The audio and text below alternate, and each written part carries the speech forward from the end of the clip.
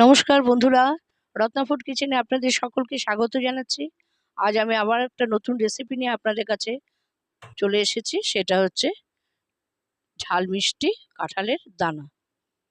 রেসিপিটা খুব সুন্দর, ভাতের সাথে এটা খুব ভালো যাবে। প্রথমে আমি কাঁঠালের দানাগুলোকে ভালো করে শুকিয়ে নিয়েছি। শুকানোর পর দানাগুলোকে আমি ভালো করে এবার প্রেসারে বসিয়ে সেদ্ধ করে সেটাকে ম্যাশ করে নিয়েছি। আপনারা এটা মিক্সিতেও করে নিতে পারেন। দেখুন, আমি পেঁয়াজ নিয়েছি, কাঁচা লঙ্কা নিয়েছি, লঙ্কার গুঁড়ো, হলুদ গুঁড়ো আর আদা আর রসুনের পেস্ট সবগুলো নিয়ে নিয়েছি।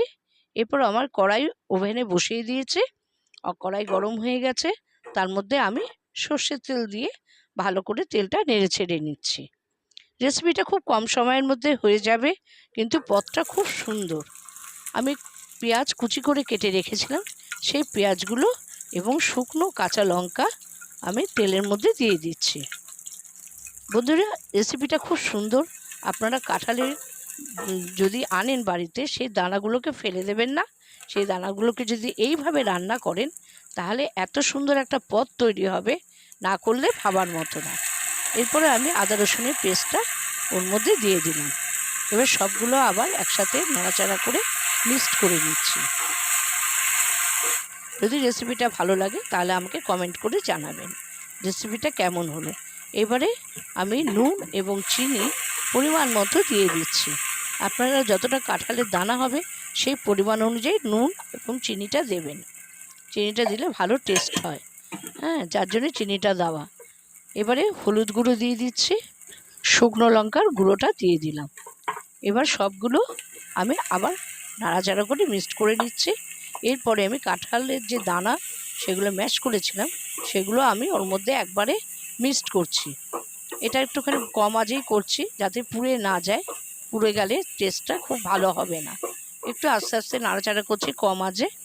তারপরে যখন মিক্সড হয়ে যাচ্ছে, এবার আমি আঁচটা একটু বাড়িয়ে দেব।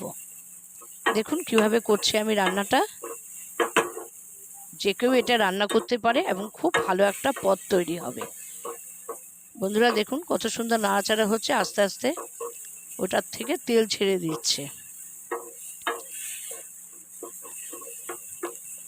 রেসিপিটা খুব সুন্দর। অনেকে আছে কাঁঠালের দানা ফেলে দেয়, সেগুলো ফেলে না দিলেও হবে। কাঁঠালের দানা দিয়ে যে এত সুন্দর পদ তৈরি হয়, যে যারা না করবে তারা ঠিক বুঝতে পারবে না। দেখুন বন্ধুরা, আমার এটা মোটামুটি কমপ্লিট হয়ে গেছে। এরপর আমি এটা একটা বাটির মধ্যে সার্ভ করে দিয়েছি। দেখুন কত সুন্দর। গরম ভাতের সাথে আপনারা সবাই খাবেন এবং তখনই বোঝা যাবে যে কাঁঠালের দানার কত গুণ।